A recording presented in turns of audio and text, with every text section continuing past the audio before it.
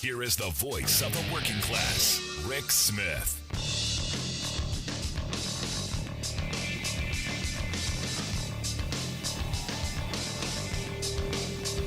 And welcome, brothers, sisters, working class heroes. This is the Rick Smith Show. Thanks so much for being here today on the big program. Lots to get to, lots to talk about. Kids back in school. Only been a couple days, two actually, three. Already first case of COVID in the school district. Got the email today saying, hey, we're following it. We're tracing. We're doing what we got to do, taking care of it. They're doing the right thing. Look, and I'll give them credit where credit is due. In what I think is a very red area, a very mask-adverse area, the school district is doing what they have to do to keep our kids safe, and I'm happy about that. It's not Florida. Florida's been back to school a couple of weeks, and they've got almost 12,000 students who have tested positive for COVID, over 2,600 employees. And that's just the 15 largest school districts in the state. That's not even a comprehensive look at all of the school districts. Now, remember, we're here in Pennsylvania. We got, 500 different school districts? Imagine if our governor was as idiotic and ridiculous as Death Santis down in Florida. Now, the thing that gets me is, outside of the people who have officially tested positive, you now have almost another 30,000 students who are out quarantining or on stay-at-home directives. Do you think they're doing that? It is Florida after all. Now, Florida, since we're on the Florida kick, Florida has reported a record high number of deaths. They did this last week. In fact, 1 in 5 deaths due to COVID is happening in Florida. And this, remember, this was the guy we're personal responsibility, Florida. Don't Fauci Florida. It's crazy. Just crazy. Now, some other states are saying, hey, trouble on the horizon. You've got Oregon's Governor Kate Brown reviving their state's outdoor mask mandate. This Delta variant has pushed back to record levels. It applies to all Oregonians over the age of 5, regardless of vaccination status. That's wow. But here's the thing. You look at the places where this is spiking up, and look, from what I was being told, September was supposed to be the bad month. Still is supposed to be the bad month. It's supposed to be really bad in September. This is kind of the beginning. This is the canary in the coal mine kind of thing. Mississippi set a new record for deaths due to COVID in the state. Good on you, Mississippi. Ohio had its second highest in new infection spike. So, hey, doing well there. And there seems to be this Republican governor trouble because they refuse to act. They absolutely refuse to act. Tennessee. They have now recorded they're the 12th state to record 1 million COVID cases. Congratulations. You win the million prize. Still not Florida. That's already gone past 3 million. But hey, you're getting there. Keep working on it. But the thing is states like Mississippi have no healthcare beds left, no hospital beds left. In fact, they're begging people to come work in their hospitals. I saw this thing, $40,000 sign-on bonus for a nurse that'll come work there. 40 grand. You look at Idaho, freaking Idaho. Their hospitals are at or over capacity right now. And there's talk. This is the interesting part. I'm really interested to see what freaking Idaho does. They're talking about granting hospitals authority to turn people away and to reduce services to COVID people. The doctor of this healthcare of the state's Department of Health said we're dangerously close to crisis standard of care. And I think a lot of us have been saying, at some point you go, you didn't get the vaccine, you didn't do what you needed to do to protect yourself. Sorry, we can't help you. Go home, do what you got to do, figure something out, get out in the garage and figure out how to create a ventilator, something, get the shop vac and instead of go suck mode, go to blow mode. I don't know. Something. Now, here's the thing. There are a lot of hospital systems that are going, hey, we got to do something. This Ochsner Health in Louisiana's largest healthcare system. They've announced that all employees, everybody, physicians, providers, employees, everybody, got to be vaccinated. Got to be done by October 29th.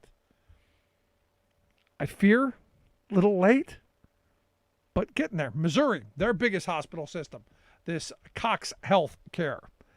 They as well requiring all physicians, all employees, all nurses, everybody vaccinated. They have to get their first dose by October the 15th. And look, we're seeing a bunch of this stuff going on all over the place. The federal government's going, hey, everybody in the military is going to have to do it. All federal employees are going to have to do it. Eventually, if you're not smart enough to go, there's something out there that would help me not die, maybe I should do that. Now, Nebraska, and again, WTF Nebraska, they're actually recruiting unvaccinated nurses. And they're offering a bonus. Not like Mississippi. Mississippi wants, vaccinated nurses. They're giving out 40 grand. Nebraska's going the other way. Saying, no, give me your unvaccinated. We want to make sure that the people who are caring for the sick not only get it, but maybe spread it so that we can make it worse. Disaster capitalism at its finest. Now, I'm not saying that's the intent, but wouldn't you think, wouldn't you think you want to keep your healthcare providers just a little bit safer, maybe? Now, what's going on? The institutions of higher learning, they're joining in. Yesterday, we talked about the Ohio State University mandating everyone. Now, the University of Michigan, same thing. The University of Louisiana, their entire system. Yes, them too.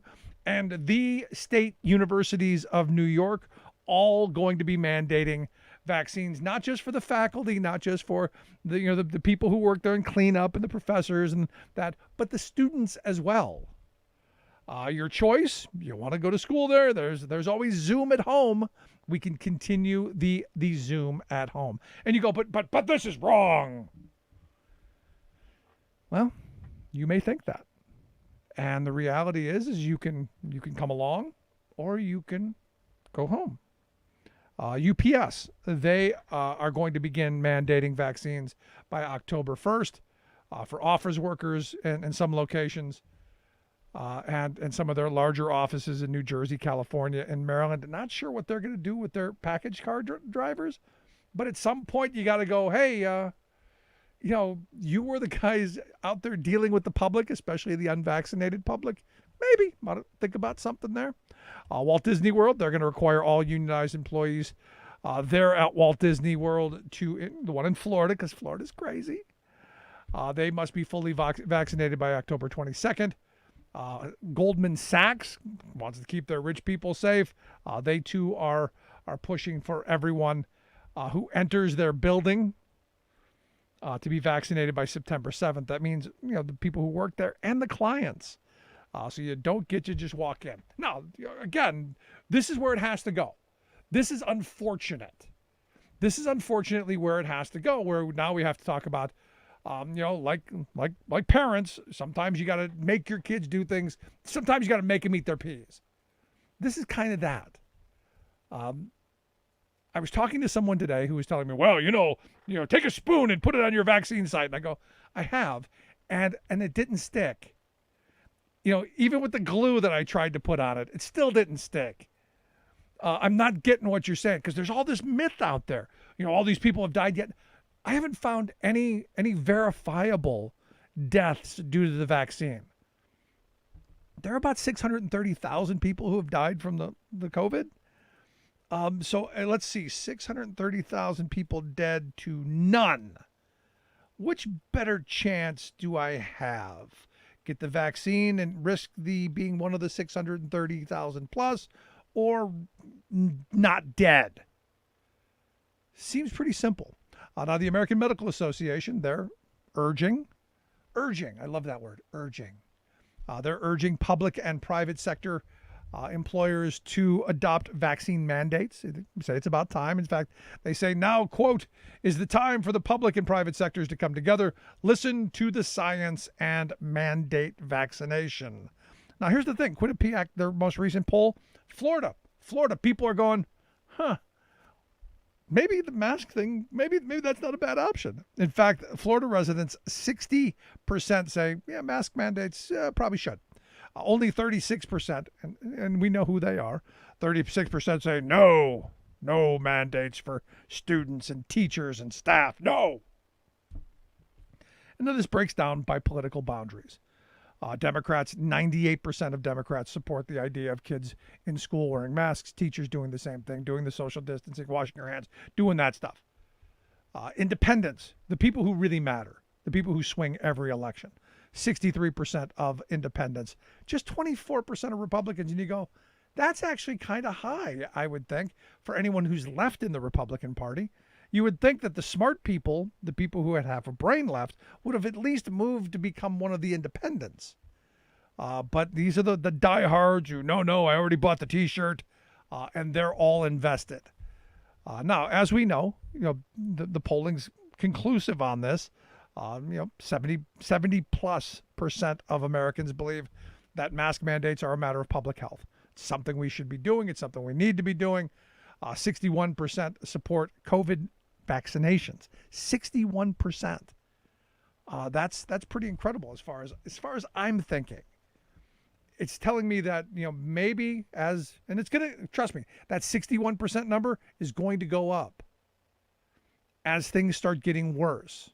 And we're seeing the spike happen. We're climbing up the mountain until September, as my friend who's been spot on this entire time points out, we should be in excess of 300,000 new cases again by the end of September. And when that comes, you're going to have the death rates going up, and we're going to start talking about a couple of thousand people a day again. All because we're children. And this is where at some point, if you're a governor, or the mayor of a town, if you're the county executive, if you're on the school board, you got to make the right choices. This is about leadership. This is why we elect leaders. This is why we elect representatives, to step forward and do the right thing at the right moment, not in the winds of the angry. It's easy to get sucked up into, if all you hear are crazy people yelling at you, to believe that everyone is crazy. And I've been waiting for the blowback of people who have done the right thing, who are fed up with the reality that it's going to get worse because the loud minority, nobody told them to shut up and sit down. And this is one of those moments where at some point, all of the people with the hesitancy and all of the people with the deniers gotta block them out. And look, if that means they don't get to go to concerts, I was just reading something in Canada. You don't get to go to a concert or any diner or any restaurant or anywhere without showing that you have proof of vaccination. Because why would that employer want to risk the last year happening again? Their businesses being shut down, their employees getting sick, and all of the things that come with that. And but here we seem to worship stupidity. I look at the governor of Texas, who just not too long ago was tested positive for COVID-19, was vaccinated, and then got the monoclonal.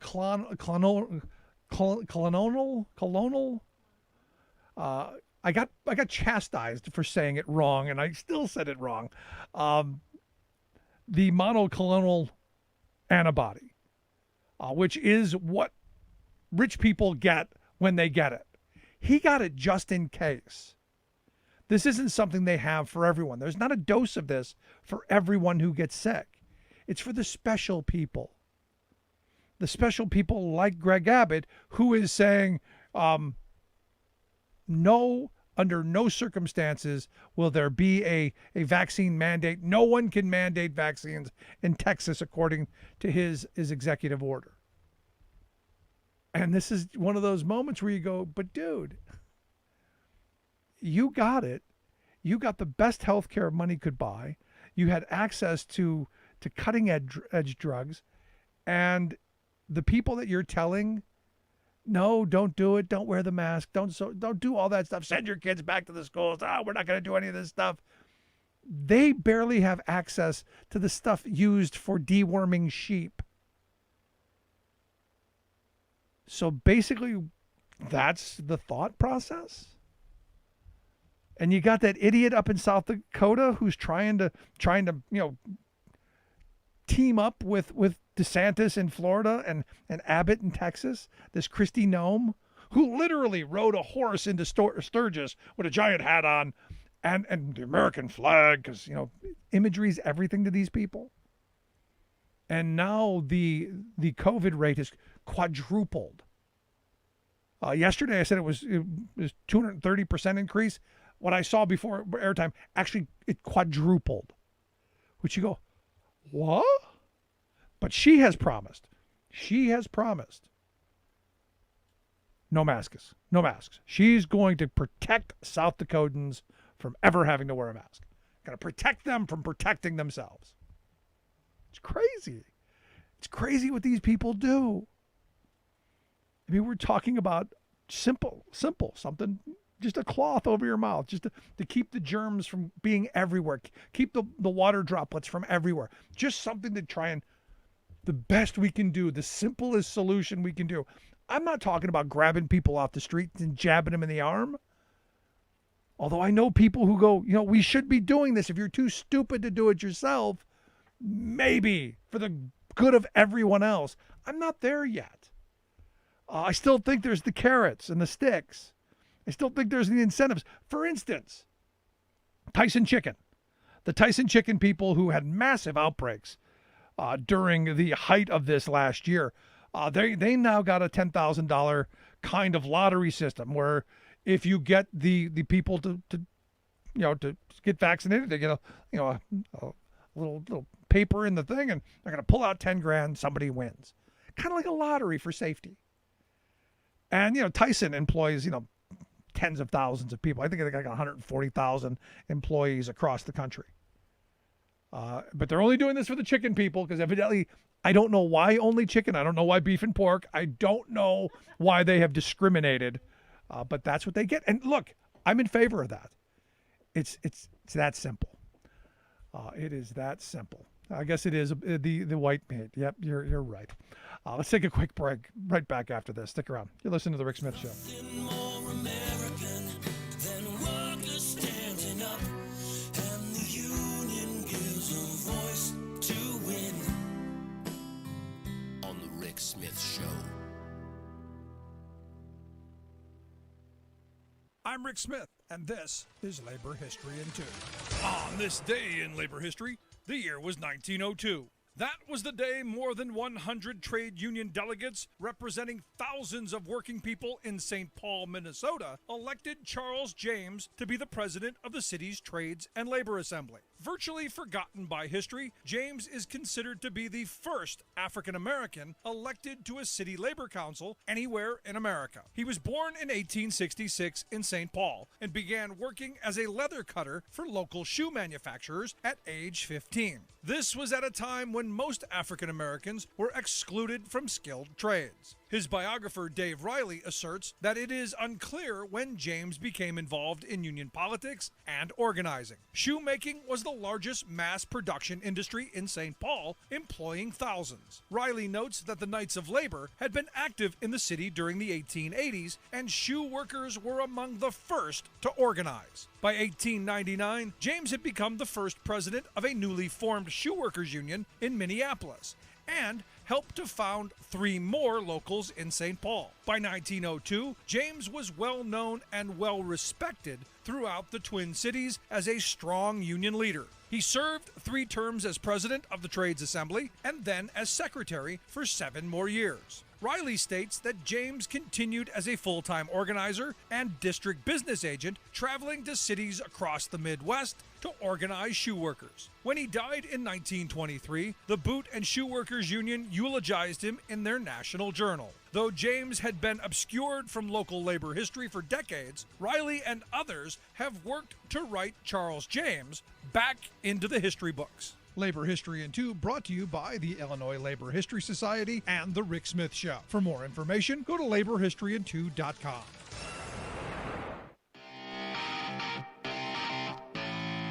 Welcome back to the Rick Smith Show. Now, here is Rick Smith. So Delta Airlines, evidently Delta Airlines has decided if you're not going to get vaccinated, we're just going to charge you an extra $200 a month for your health care. And I got to tell you, I don't know that that's enough. I don't think that's enough, because if someone gets sick, some of the numbers I've seen are somewhere in the 40,000 plus range. If you end up on one of those ventilators for weeks at a time, you could be in the couple $100,000 range. So I don't know that $200, I don't know that that's a penalty. I don't know that that's a big enough stick. I think you need a much bigger stick. But also, look, I believe in carrots too. You've got to incentivize for some folks. If it's not enough for them to take care of themselves, maybe a toaster will help. I don't know. Anyway, we need to get the message out. We need to do more, I think, and that's why I've asked Laura Packard to come talk with us. Right now, she is on the Protect Our Care tour, which has been on the road throughout the entire month of August. Their Care Force One healthcare bus was rolling into Atlanta early this morning. Now I guess they're in Orlando, and here to share some stories from the road and talk about how we lower costs, get better coverage, and do the things that we need to do. I've asked Laura Packard to come talk with us, stage 4 cancer survivor and founder of Healthcare Voices. Laura, thanks for taking time for us. Thanks for having me on, all the way from Orlando today. So what in the hell are you doing in Florida? Well, Florida definitely needs to hear the message about how healthcare is important. From the governor on down, they don't seem to be listening. So we are here. We're doing an event tomorrow morning in Orlando and tomorrow afternoon in Tampa to talk about President Biden's Build Back Better plan that Congress is working on right now, and what's in it for you and me. But seriously, what are you doing in Florida? I mean, this is one of the hot spots. 1 in 5 deaths in this country due to COVID are in Florida.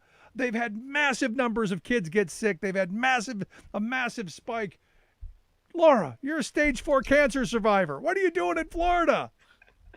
I hear you, and it is brief. We rolled in tonight, and I fly back to Colorado tomorrow, right after the event is done. So I'm very much paying attention to what Delta Airlines is doing, because I will be on Delta Airlines in less than 24 hours. Yeah, bring your own duct tape, because I guess they're not in favor of their flight attendants duct taping people to the seats anymore. I, however, all in favor of duct taping people to their seats. Well, every time I fly Delta, I wear my Delta Flight Attendants Union t-shirt to show solidarity, because they're working to organize those flight attendants, because I think, as you can see, their working conditions are ridiculous right now, and they need more of a say. I'm right there with you. So let's talk about this tour, because you've been on the road for quite some time. I've been following it. You guys are doing incredible work. But the stories you're collecting, I've got to be, on one level heartbreaking, but on another level, I hope inspiring and going to help us move and get something moving in the right direction. Yes, we've been holding events starting in Maine. This is the end of our third week on the road, and we're hearing incredible stories from people that have been helped by the American Rescue Plan and that need help right now from Build Back Better. So that's why we're doing what we're doing, is to pressure Congress to do the right thing and make sure to vote for this bill. So what is in this bill that's going to help folks get health care? What's in this that's going to make sure that we don't have this massive gap between those of us who have really great health insurance and those of us who, well, don't?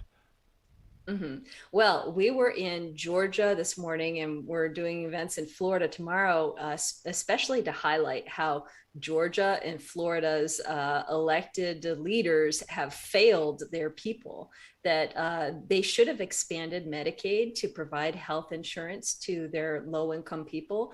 There's free federal money waiting for them to do it, and they just refuse to do it. So from the governors on down, from Governor Kemp and Governor DeSantis to their Republican controlled state house and Senate, they just refuse to help their own people. And you can see it right now with the vaccine, that the health and well-being of their own constituents is the last thing on their list.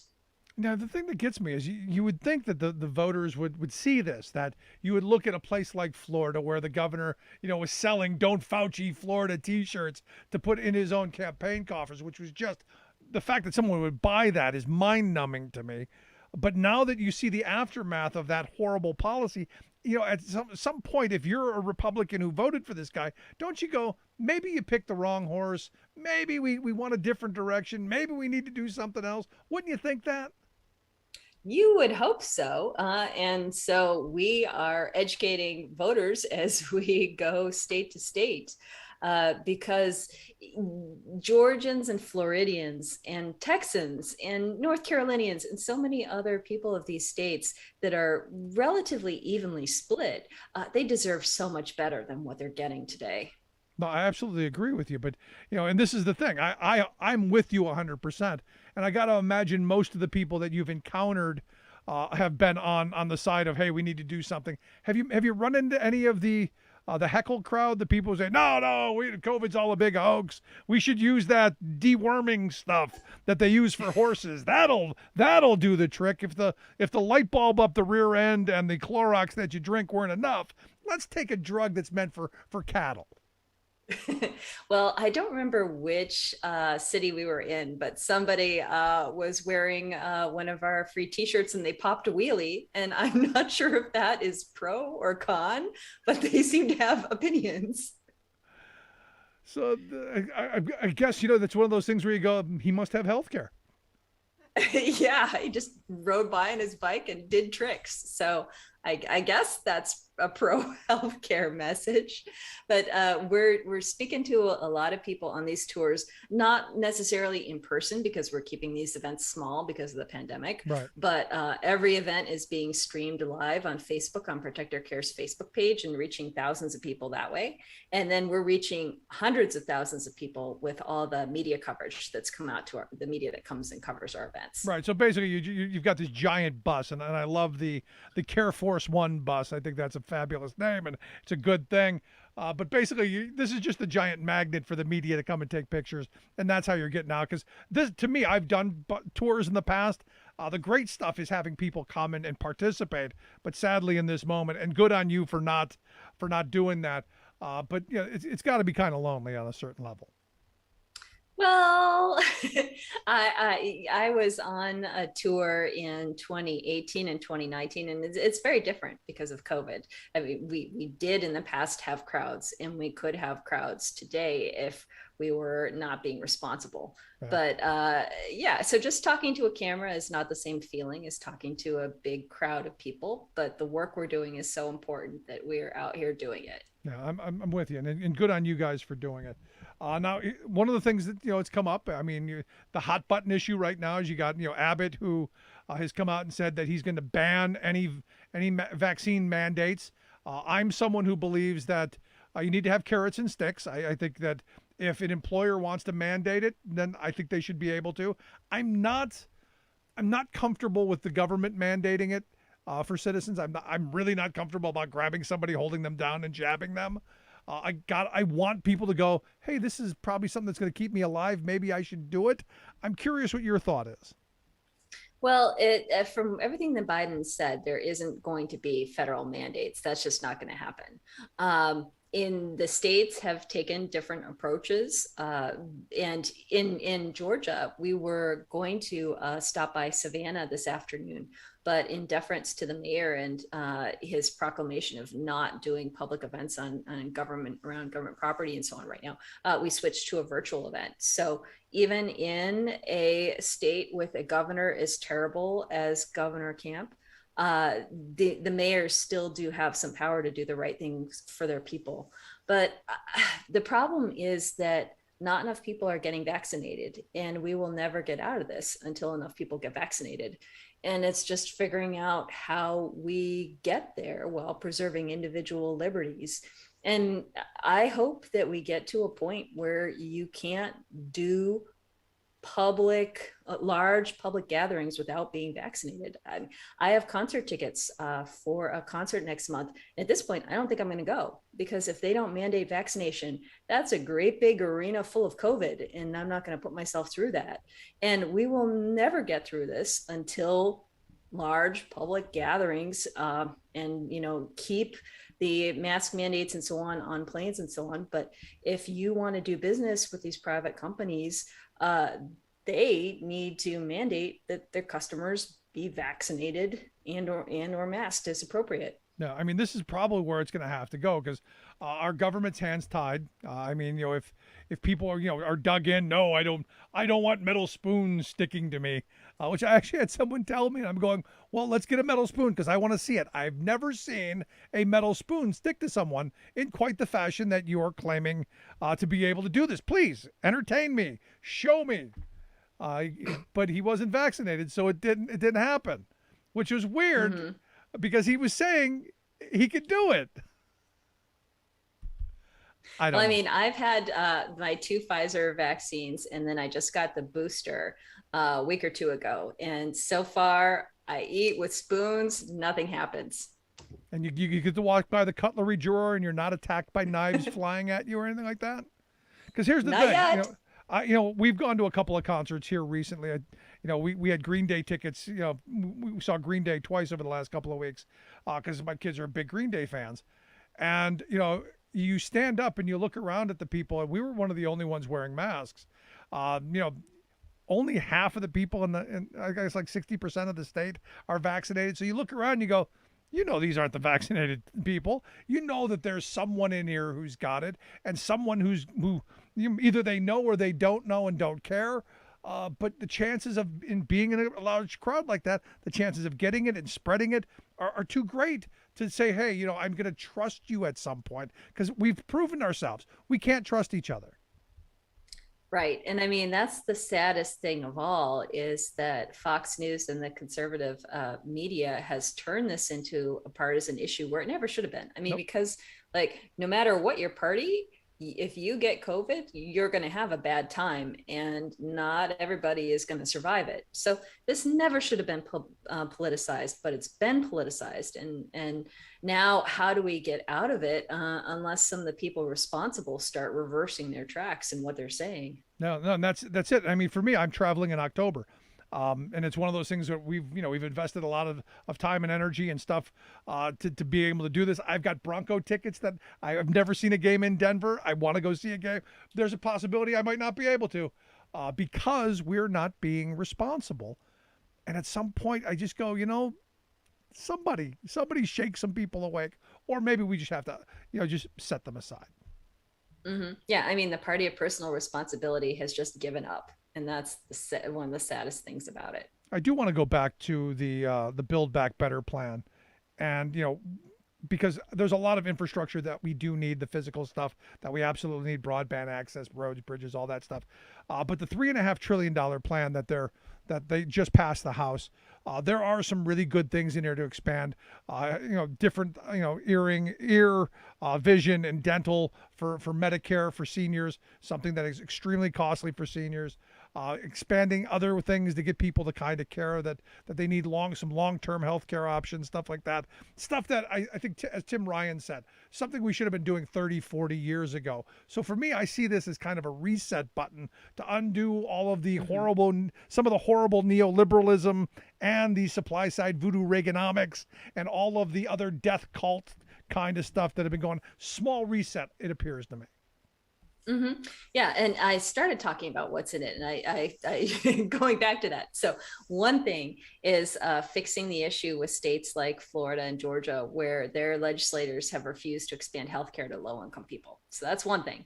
As you mentioned, expanding Medicare to include vision and dental and hearing coverage, making the Affordable Care Act plans more affordable permanently, because the American Rescue Plan subsidies, that's only for 2 years. And so that cuts out. So making that permanent, and lowering the cost of prescription drugs, which is something that we've all been talking about for years and years and years. It is an extremely popular issue across party lines because, again, it doesn't matter what party you are, everybody's paying too much for prescription drugs. The issue is making sure that our legislators have the backbone to do something about it, because big pharma has big wallets. Yeah, and this is where, getting out and doing the kind of work that you're doing, when you start talking about those issues, even when I talk to a Trump supporter, these are things that get their attention because, like you said, drug prices are the same for everyone, and they're way too freaking high for everyone because we're the only country in the world, as I understand, who uses our Medicare system to not negotiate for lower drug prices, which is insane. Mm-hmm. I mean, that was a giveaway under George W. Bush. Correct. And now we finally have a chance to fix it. The way forward is this $3.5 trillion plan. What are the chances of this getting through the Senate? Kristen Sinema has come out and said, no, too costly. So what do we cut? Do we cut vision, hearing, and dental for seniors? Do we cut the free college stuff out? Do we cut the healthcare stuff out? Where do you think they cut? Well, I mean, that's the question. If any elected official is saying it's too costly, well, then who are you willing to throw under the bus? Is it seniors and people with disabilities that need home and community support so they can stay in their homes and not have to move to an institution if they don't want to? Is it paid family and medical leave? Is it affordable health insurance for too many Americans that can't afford it? Is it expanding Medicare so that seniors right now that can't see a dentist can finally see a dentist? So, like, if you want to start cutting, just what do you think needs cutting? And that's the point that I think some of these elected officials are grandstanding, and they aren't actually, point to these people, your own constituents that you're willing to throw under the bus. Yep, just as long as it's not Care Force One. We don't want them throwing them under your bus. And this is why I'm all in favor of a talking filibuster. I'm in favor of doing away with the current filibuster. Have a talking filibuster. Explain to me what's in that bill that you don't like, and then tell me exactly who you're going to throw under the bus. So last question I've got for you. How can we see the big event tomorrow? How can we follow along and get information on what you guys have been doing? Okay, go to Protect Our Care on Facebook, facebook.com/Protect Our Care. The videos are being live streamed there. And also, if you follow Protect Our Care on Twitter and other platforms, you'll get reminded of it. And tomorrow at 11:30 is the Orlando event. And at 4:00 is the Tampa event.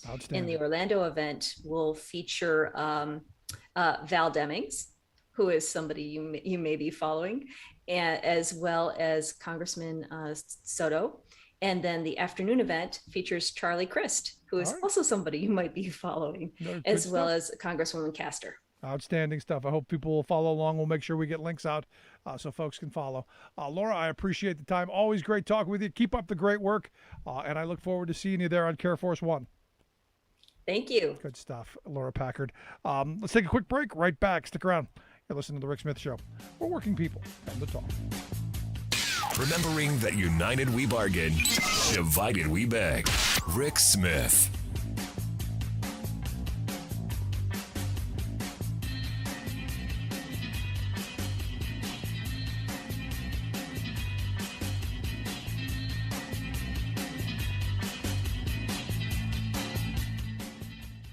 I'm Rick Smith, and this is Labor History in 2.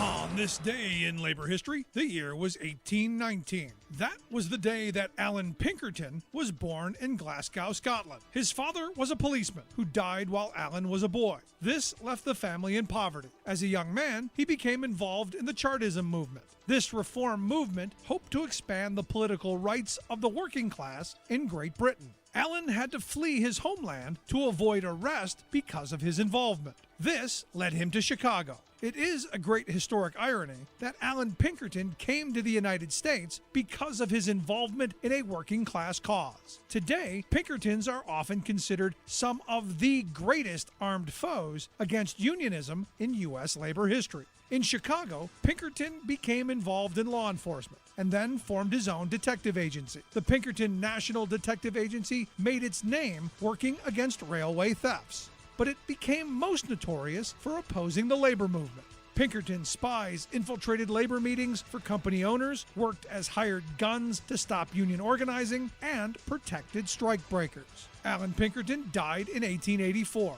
and passed the agency on to his sons. During the 1890s, there were more Pinkertons and reserves than the standing army of the United States. One of the most famous battles between Pinkertons and workers occurred at the 1892 strike against Carnegie Steel in Homestead, Pennsylvania. There, 7 workers and 2 Pinkertons were killed. The event inspired a song by William W. Delaney. The lyrics included the lines, quote, "God help them tonight in their hour of affliction, praying for him who they'll ne'er see again. Hear the poor orphans tell their sad story. Father was killed by a Pinkerton man." For more information, go to laborhistoryin2.com, like us on Facebook, follow us on Twitter at laborhistoryin2.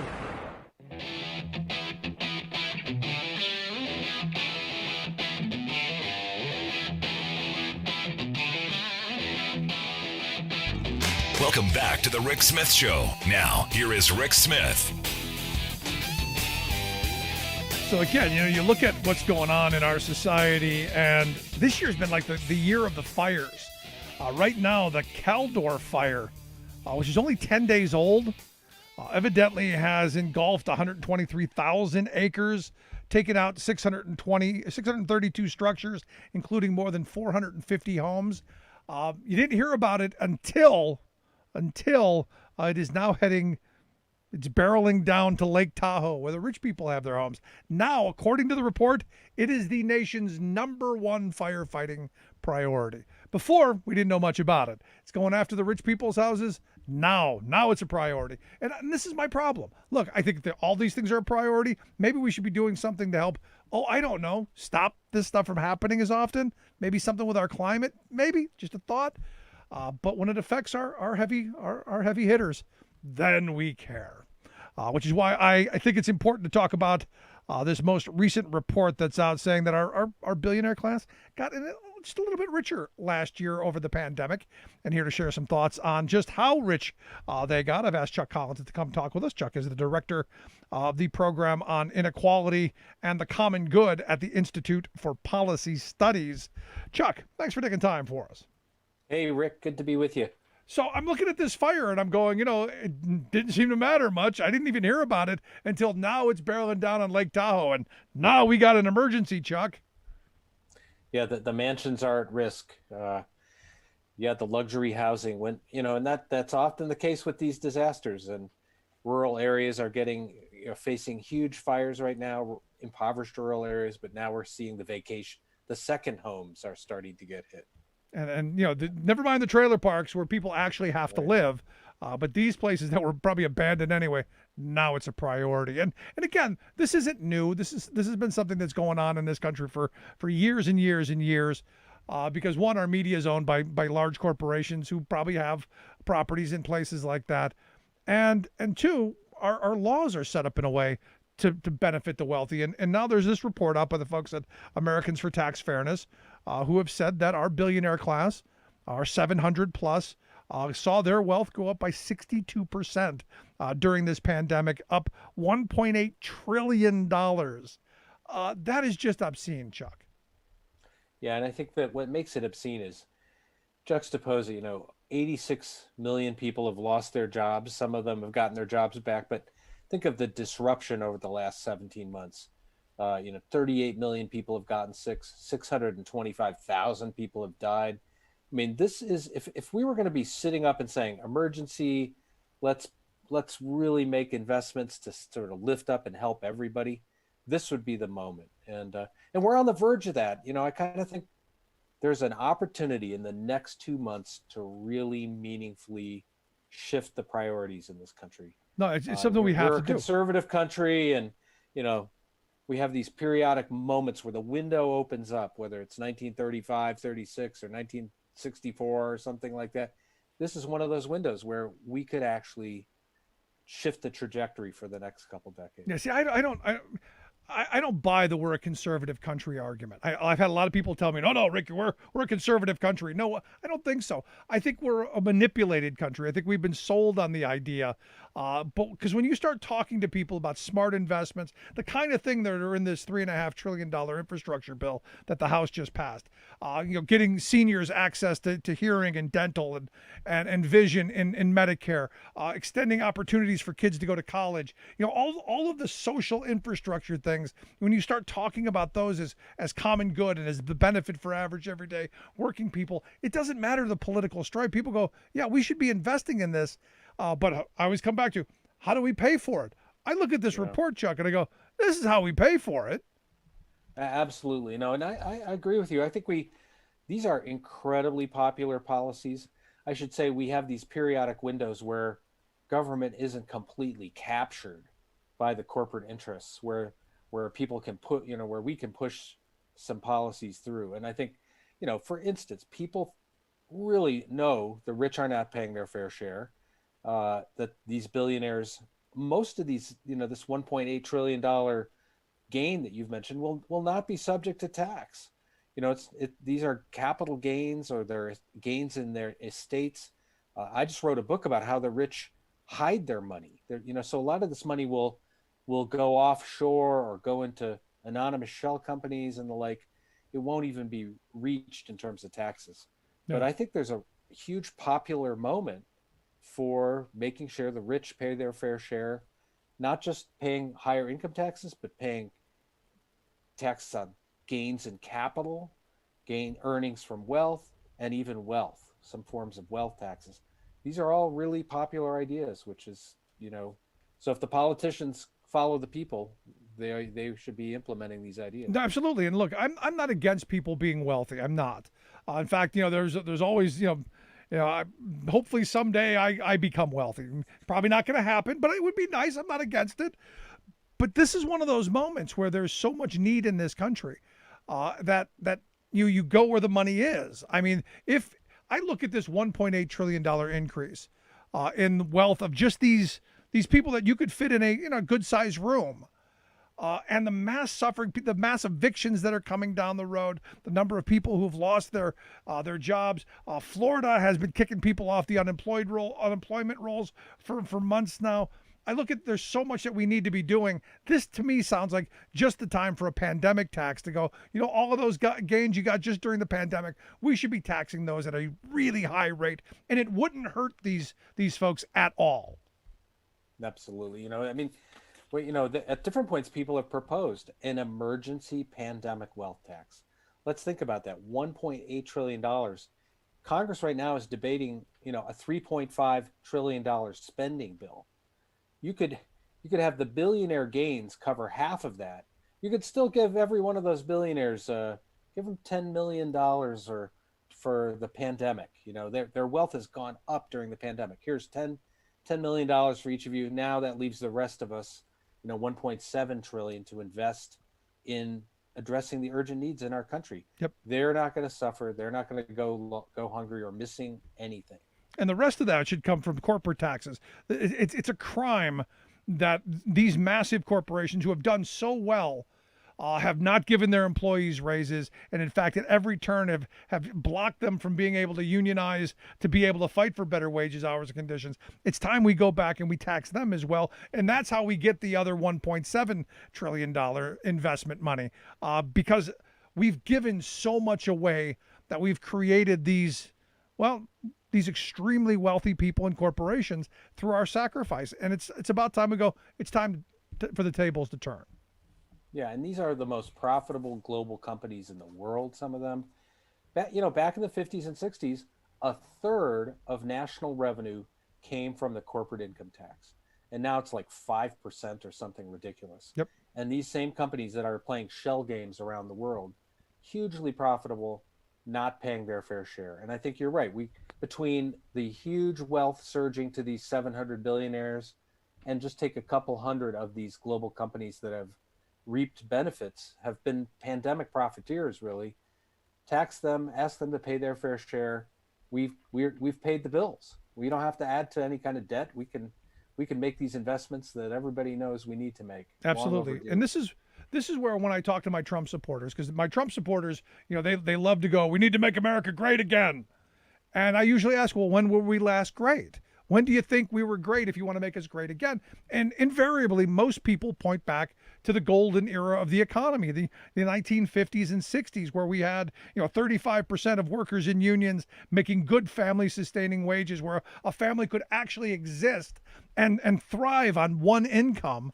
And you could send the kids to college and take vacations and buy new cars and do all those things on one income. That's when they point back to. And I say, we can do that again. It's just a matter of the right policies. We undid all of that with bad policy. We can redo that again. Yeah, I mean, that formula, that time that some people remember, we taxed wealth at high levels. We taxed corporate profits. We, not in a confiscatory way. People made money, they got wealthy, but we raised revenue, and we made public investments to help first-time home buyers, to help people go to college or get the skills they needed, to build infrastructure, to build highways and other forms of infrastructure. We taxed the wealthy. We made investments that made the economy work for everybody, not just the wealthy. Yeah. And lots of people got on the wealth building train as a result of those investments. No, we know how to do it. It's not like we don't even have to look over to Europe or anywhere. We know how to do that here in the United States. And we can I think all of us can look to our family. We can look to our grandparents who, my grandparents, when they got married, they were living in their car. And because of the job that they got, my grandfather got a good union job. They were able to move and live a solidly middle-class existence, and with retirement security and all this. But it was because of, one, the good union job, and two, government intervention. They bought their first and their second home with VA loans that were heavily subsidized because of the GI Bill, and that's how a whole generation was able to build wealth, because of government action. There's been for 40 years this hatred of government and this training of us to, anytime we hear of government action, to foam at the mouth like Pavlovian dogs. At some point, and I think that point is now, we got to push back on that.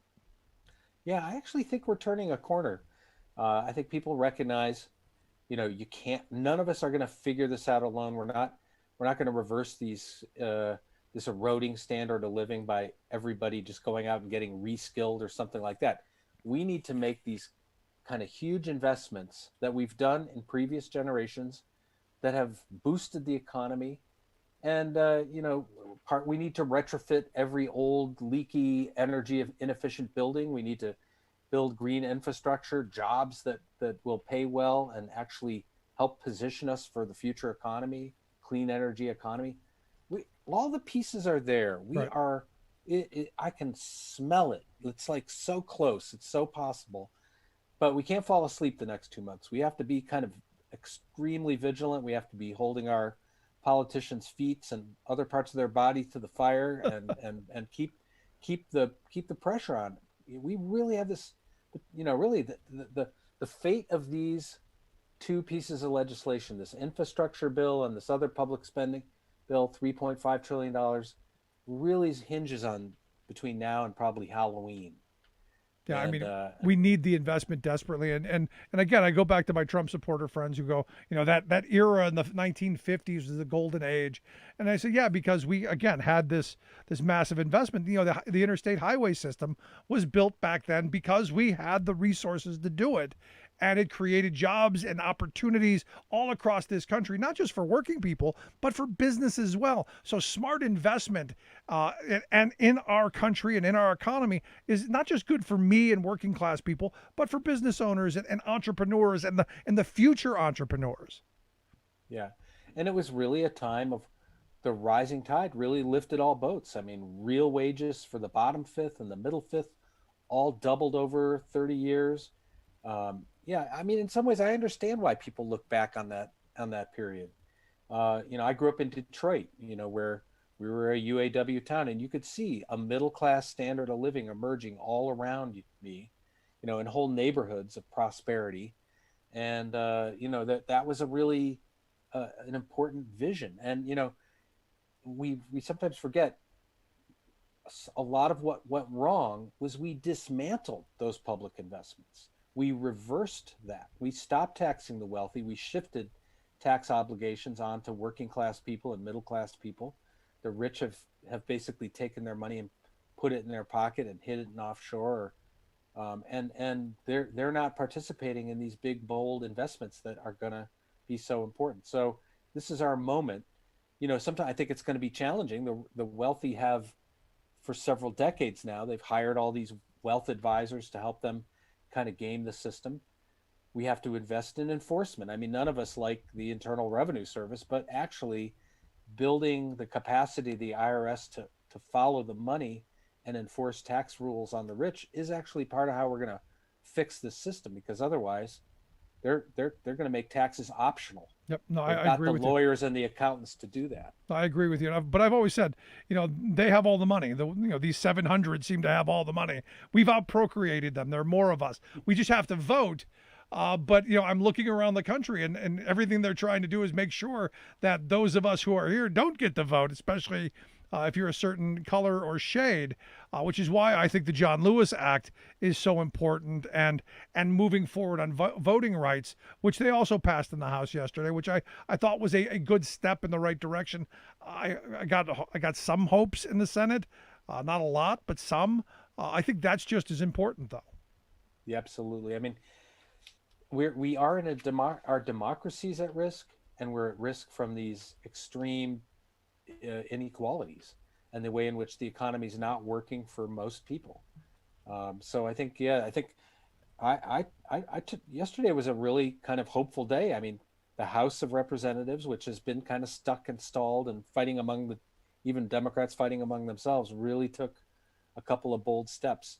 And I think if the stars line up, with all of our being engaged, some remarkable things could happen. But we could have a real Thanksgiving this year, looking back on a fall where we've kind of come together and said, we want to build an economy that works for everybody.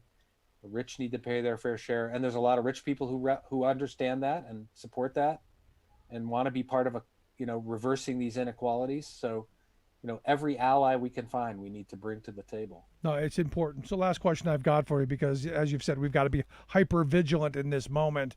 What's the line of attack? What should people be doing in your estimation?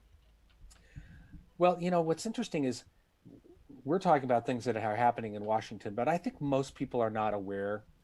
Maybe your listeners are more aware because you're talking about it, but I think we just need to talk to our neighbors and say, do you know what's going on right now? We have an opportunity to push back against a 40-year shrink government, shift taxes off the rich agenda. We can turn the corner on that. And it's and government can do big and meaningful things that can improve the quality of our lives, and certainly the next generation a lot, if we act in the next 2 months. So I think it's talking to our, yes, I support the John Lewis Voting Rights Act. Tell your elected officials to support that. Tell people to support the infrastructure bill. If we need a filibuster to get some of this, need to go outside of filibuster, maybe this is the time in the Senate to let majority rule flourish, and let's make it happen together. There you go. I'm right there with you, Chuck. I appreciate the time. As always, great talking with you. You guys keep up the great work there at the Institute for Policy Studies. I hope folks will check out the website. We'll get links out. But Chuck Collins, I appreciate the time. Thank you, Rick, as always. Take care. Thanks so much. Love to hear your thoughts. You can email me, rick@thericksmithshow.com. Should we be raising taxes on the very well-to-do? Should we be clawing some of that $1.8 trillion back to use in smart ways? I'd love to hear your thoughts. You can email me, rick@thericksmithshow.com. Quick break. Right back after this. Remembering that united we bargain, divided we beg. Rick Smith.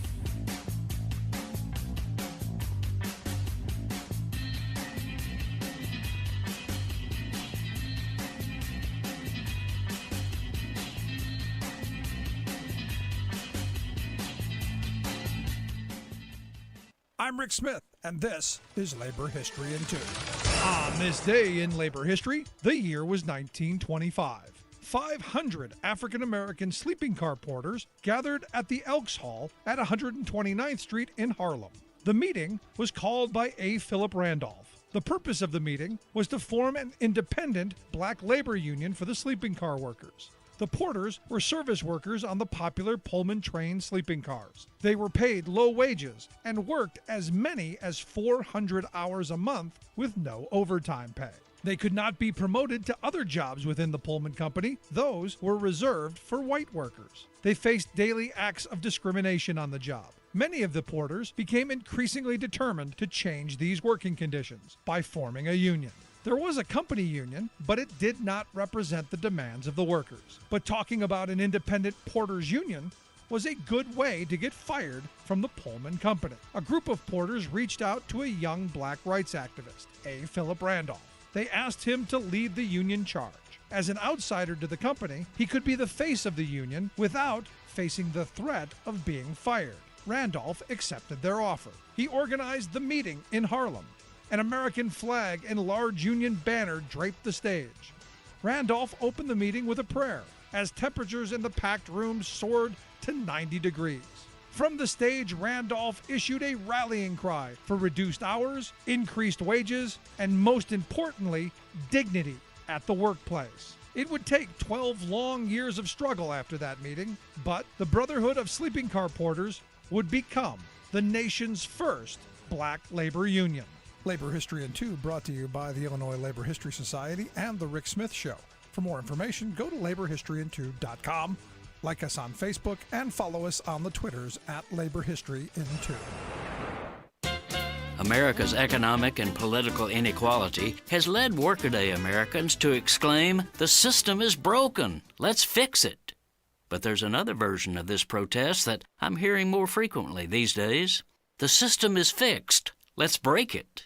That certainly applies to such rigged systems as money in politics and voter suppression, but it's also relevant to seemingly mundane matters that restrain our personal freedoms.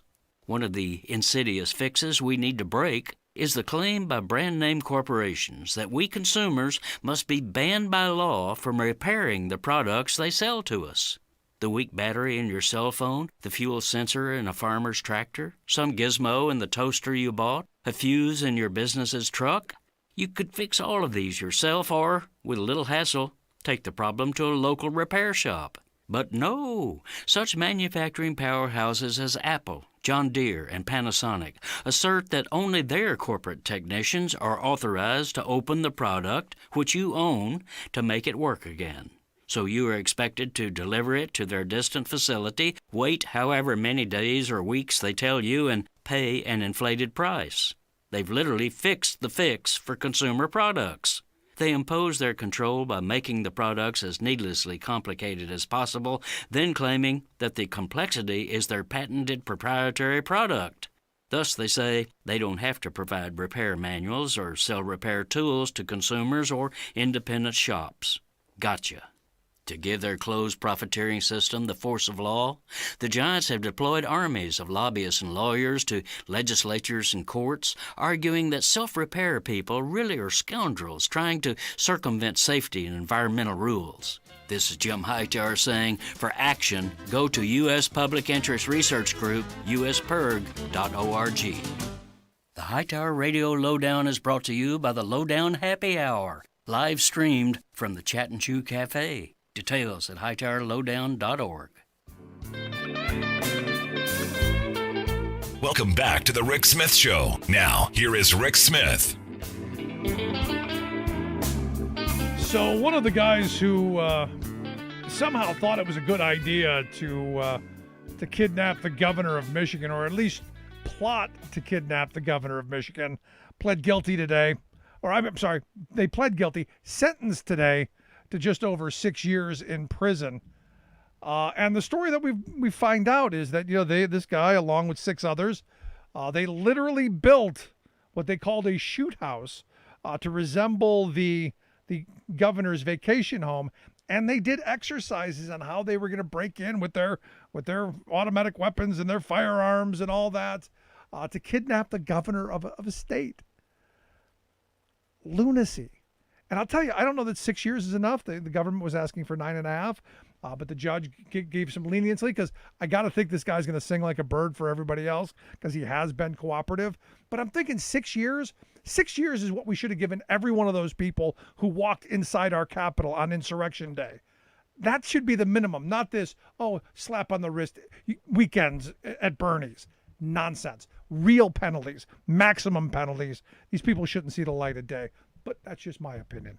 And here to share some thoughts on, this and everything else we can get to, I've asked our good friend Justin Hendrix to come talk with us. Justin is the editor over at Tech Policy Press. Justin, thanks for taking time for us. Thank you, Rick. Thanks for having me tonight. So what do you think of this? Let's start with this first, because I got a lot to get to with you. But what do you think of this sentence? Is 6 years enough? Well, I think that it certainly is an interesting case to look at, and one that prompts a lot of concern. And I know that, I think we've talked about this case in the past. One of the things that interests me most about it is the role that conspiracy theories, social media played in this particular scenario.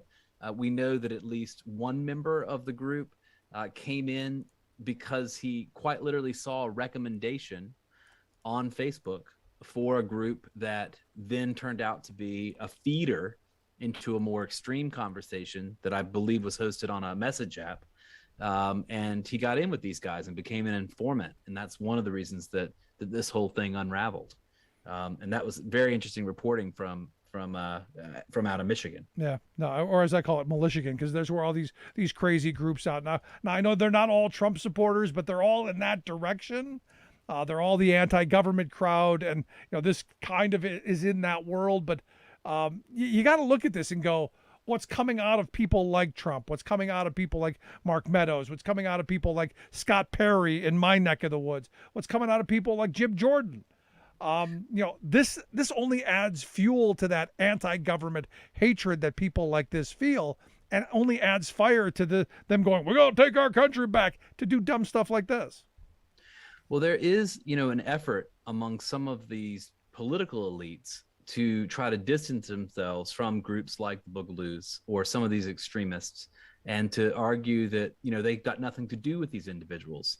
But, one of the reasons that the New York Times reports that the Whitmer affair was seen as a precursor to January 6th is exactly what you say. A lot of these groups, whether Republican elites like it or not, are 100% activated by some of the same concerns and some of the same rhetoric and conspiracy theories and ideas that political elites, unfortunately, have supported on the right. And so there very much is a connection, even in the case of the Boogaloos, which, there might not be a straight line to Trumpism or to Donald Trump, but there's certainly a dotted line to many of those ideas. No, I see all of that anti-government, white supremacy, all of those people are in the same arena. They may not walk in line step, but they're all in the same arena. And the dog whistle, I think, is effective for all of them. Yeah, it's interesting. That's the thing is what we're seeing, I think, is a kind of, welling up or a kind of threshold that's been reached in this country of concerns that are anti-government, that are in many cases rooted in white supremacy and racism, that are about maintaining a sort of minority rule at all costs, and all those things. That stew of issues and ideas kind of come together and occasionally lead to violence, like what we see in this plot against Governor Whitmer. Yeah, now this was about the mask mandates. This wasn't about the stop the steal elections and all that. That's a whole nother tinderbox that they've stoked the fire of. So I just want to make sure that that's clear. That was about the mask mandates, that they were upset. Government overreach, an infringement on liberty. Putting a mask over your face somehow is an infringement on your liberty. But you breathing on a crowd full of people and infecting them with a deadly virus, that not an infringement on someone's liberty. Absolutely. It's just weird. Now, one of the reasons I wanted to talk to you is you guys over at Just Security have done this timeline, and I got to tell you, I literally spent an hour on this, going through all of the painstaking work that you guys have done at looking at Jim Jordan and really the systematic disinformation campaign that he has been part of. What I think led up to, he didn't only do it, but he was one of the main players in leading up to January 6th. Walk me through some of the things that you found as you were looking at what Jim Jordan had accomplished during his timeline. Absolutely. And I'll just point out for your listeners, if they're not familiar with Just Security, it's a nonpartisan, nonprofit publication that focuses on national security and rights issues. And I occasionally have the privilege to write for it, mostly on technology and issues around disinformation. And with two co-authors, Nicholas Tompkins and Shruti Venkatachalam, I helped to put together this timeline, which relied on some resources from other groups.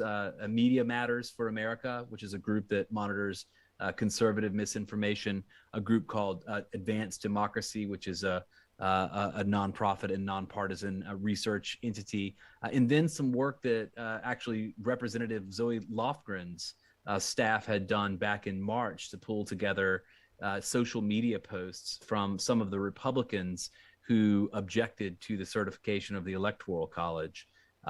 And what we put together here is, well, if you print it out, I think it's more than 80 pages of material that really tries to walk you through the role of one man, Jim Jordan, congressman from Ohio, and the steps that he took to create the impression that the election was stolen amongst his constituents and in the broader public.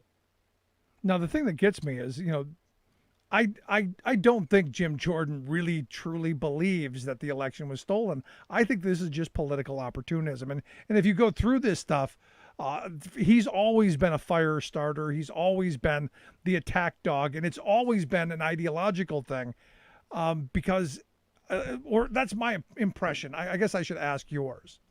Well, he is absolutely very popular on the right and very popular in right-wing media. One of the things that is, certainly true of him is that he appears on Fox News and OANN and Newsmax more often than many of his fellow Republicans. He is 100% a favorite of some of the independent media voices, the podcasters, the Glenn Becks of this world, that kind of thing. And so he's out there a lot. And so there's no shortage of material to draw from when you want to look into what role he played. And you're right, it's not clear that he necessarily believes that Joe Biden's not the legitimate president. In just this week in a House Rules Committee meeting, he was kind of pushed on this point in particular, and he actually claimed to his colleagues there that he had never said on television that the election was stolen, which of course our timeline shows is simply not true.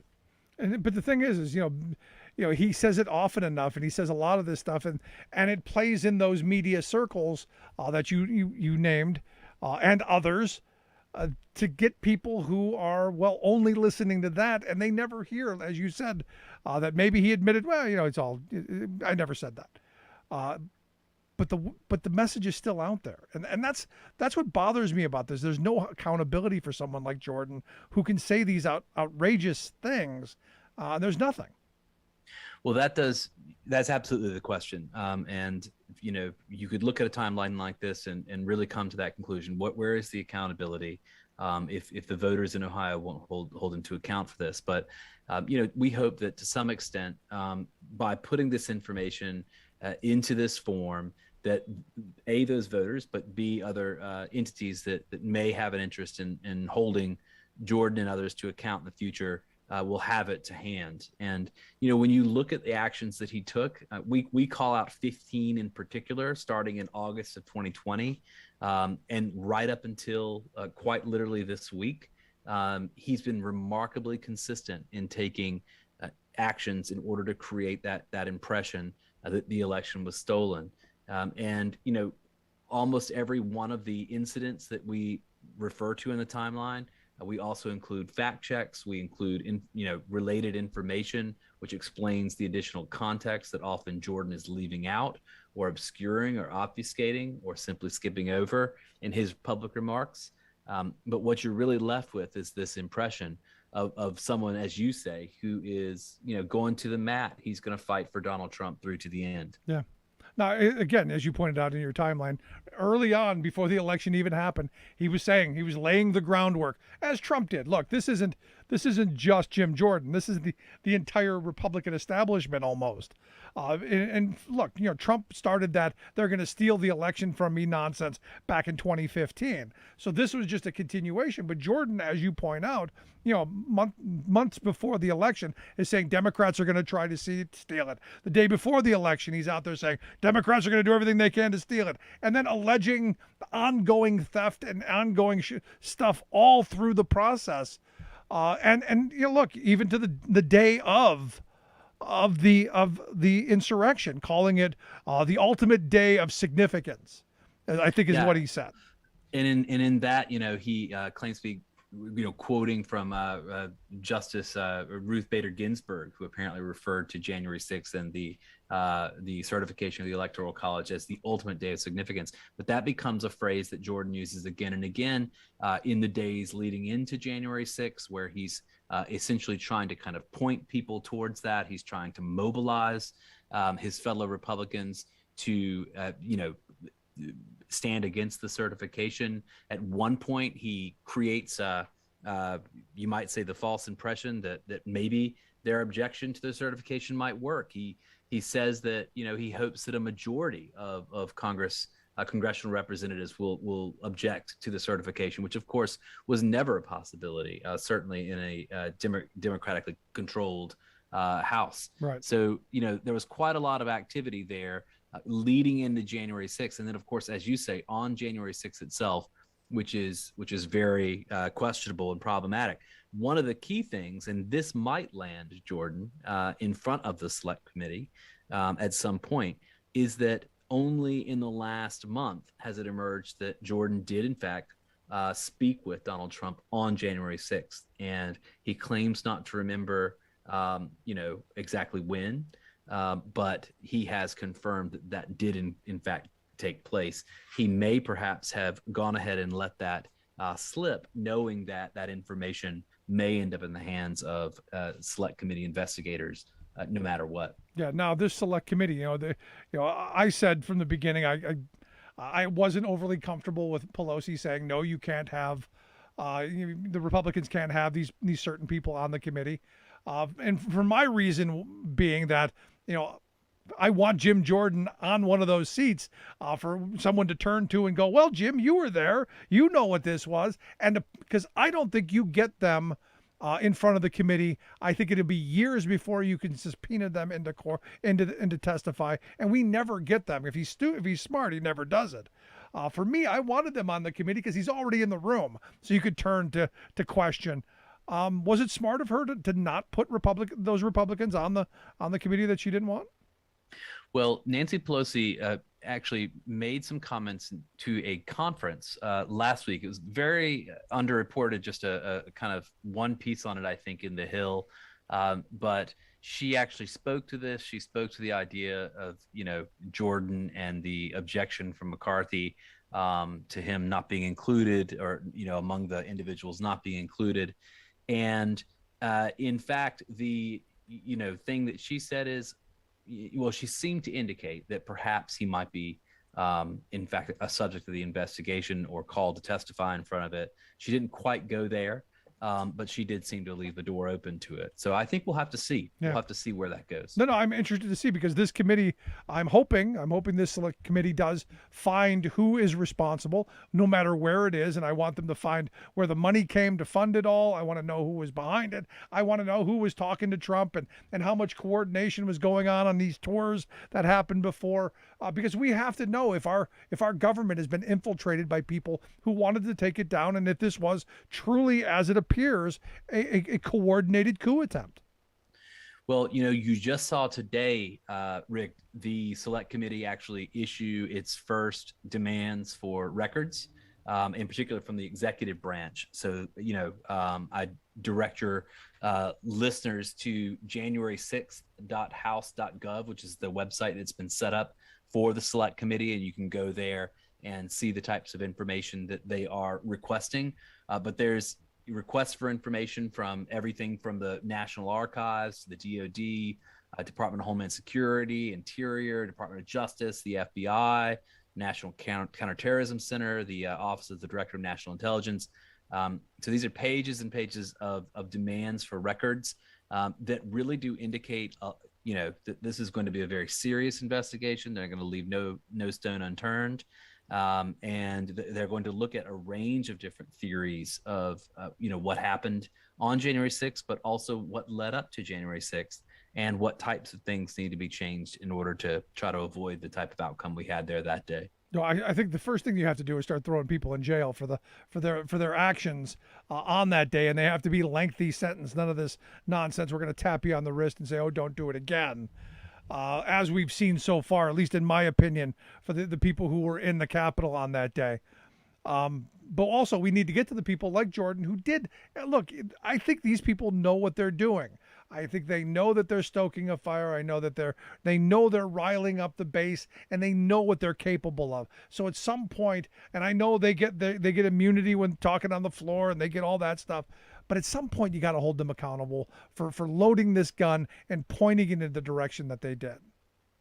Well, Jim Jordan would say, as he did in the Rules Committee, the other day, that you started it, Democrats. You had the Mueller investigation. You tried to suggest that there was something wrong with Donald Trump's election, or perhaps there was something illegitimate about the way that he came to power. But any reading of the facts suggests that there is no equivalency. There was no cyber ninja audit of the 2016 election, months and months into the situation. There was no, effort of the scale of what we saw mounted by Donald Trump's lawyers. Sidney Powell today reprimanded by a federal judge for absolutely egregious and unethical behavior in her pursuit of the theory that the election was stolen. There's nothing like this that we've seen in this nation certainly in recent memory. And it seems to me that Republican elites, to some extent, do have to admit, just going back to the beginning of the conversation we were having, that unfortunately they are activating some very worrisome individuals who are willing to take matters to extremes. Yeah. And I think the work that you guys have done over at Just Security, and I hope people will take a look at it. JustSecurity.org is the website. It's the timeline for Jim Jordan. Look, you can fall into this rabbit hole, and it's all there. All of the tweets, all of the fact checking, all of the links to all of the things that he said, and it's right there. There's almost no disputing it. I give you guys credit. You left no stone unturned. So does this become something that the Select Committee possibly looks at? Well, it goes into the January 6th clearinghouse that we've created. So if you check that out, it's on the homepage of Just Security. You can see that, where we've collected information related to January 6th, documents, not just things that Just Security and its partners have produced, but things from all sources, repository of data and information, and reporting and analysis. You'll see it there. So all of that, of course, is available to the committee or to any of your listeners, anyone that wants to take a look. No, this is an incredible site, and I hope folks will go justsecurity.org. That's the website. We'll get it out. Justin, great stuff. I appreciate the work. I hope you'll come back and share some more with us down the line as this picks up. Rick, it's always great to talk to you. I appreciate it. Good stuff, Justin Hendrix. Check out the site, justsecurity.org. Source material, all there for your evaluation. All good stuff. Gonna take a quick break. Right back. Stick around. You're listening to The Rick Smith Show.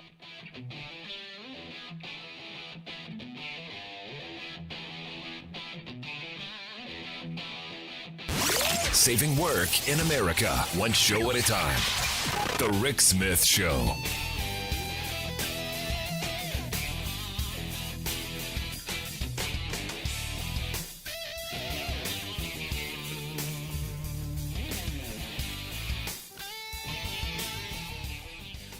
I'm Rick Smith, and this is Labor History in 2.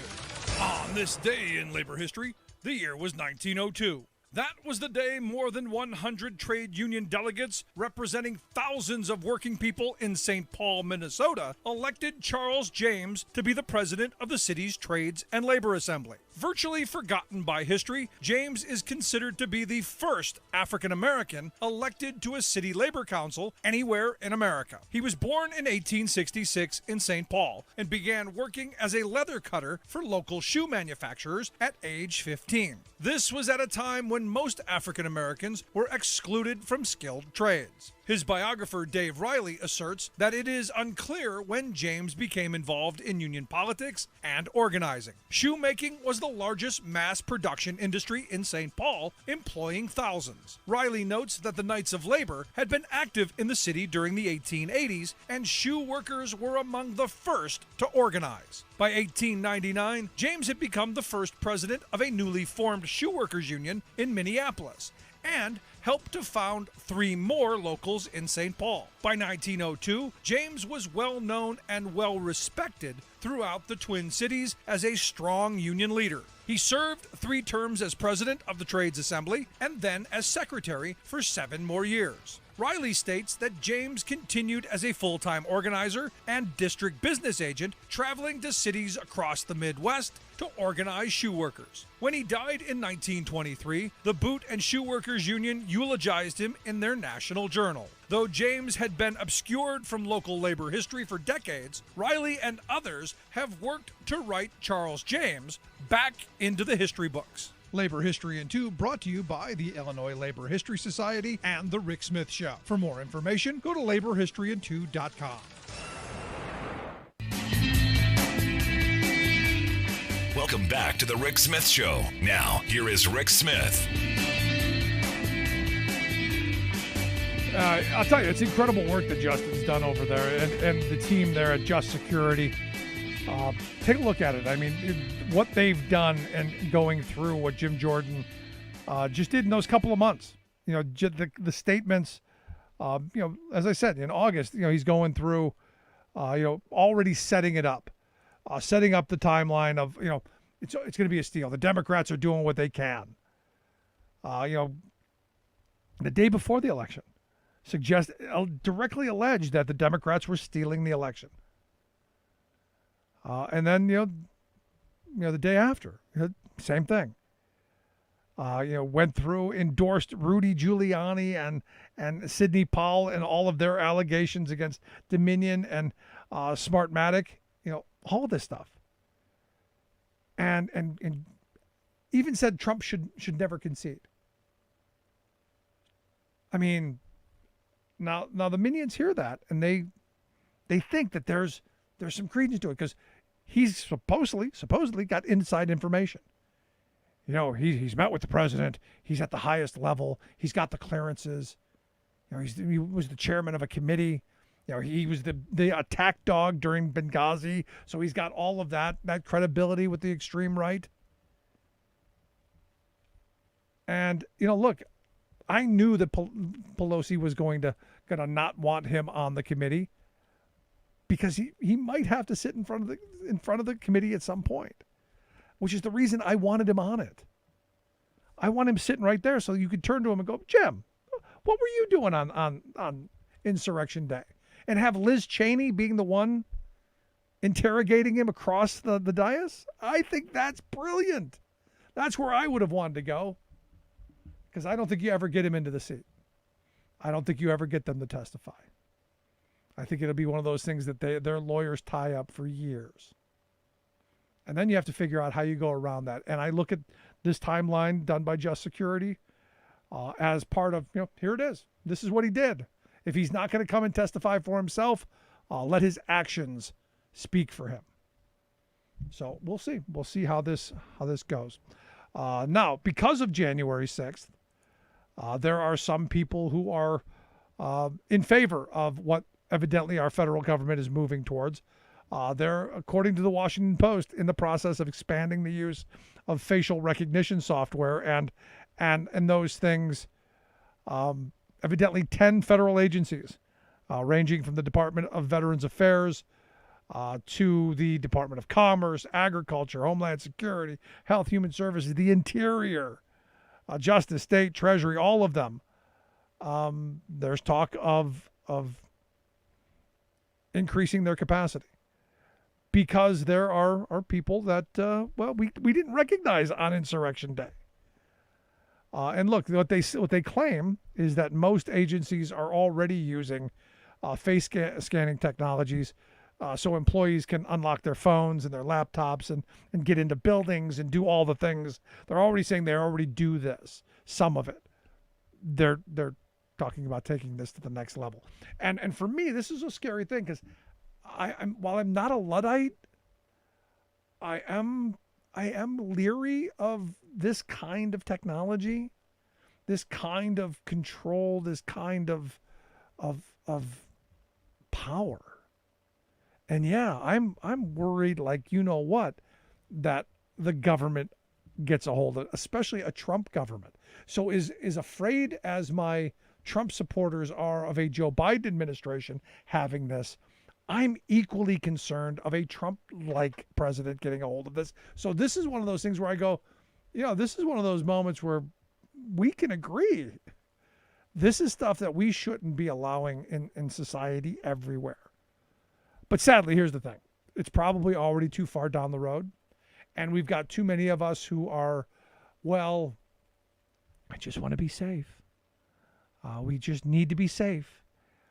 And what's going to happen? I know. If you're not doing anything wrong, you won't mind. I'm a little leery.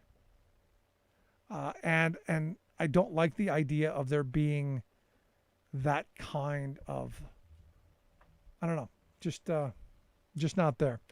And it's the thing that you're giving away some of your rights.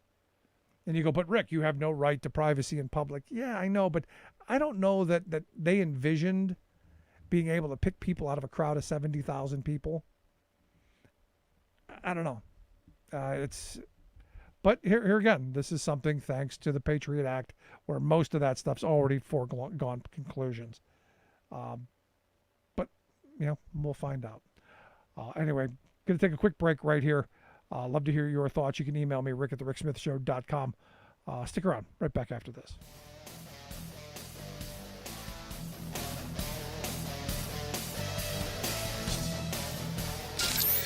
Waving the flag of freedom for people, not corporations.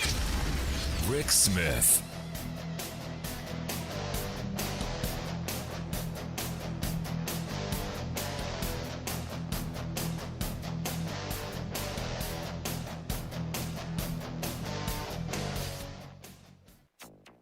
It was like a tidal wave that just came over the road and into my yard and swept my house away. Unprecedented storm in Tennessee shatters rainfall records, triggers deadly flooding. Tropical storm Henri breaks rainfall records, cancels Barry Manilow. What? The Montreal Protocol saved the ozone layer and bought us time on global warming. Plus, a couple of days ago, it rained at the summit of Greenland. Scientists shocked at first ever rain at Greenland's highest point. All of those no longer shocking stories and more straight ahead. From BradBlog.com, I'm Brad Friedman. And I'm Desi Doyen. Stand by for 6 minutes of independent green news, politics, analysis, and snarky comment. Captain Planet, the world is on fire. Oh, now you're concerned.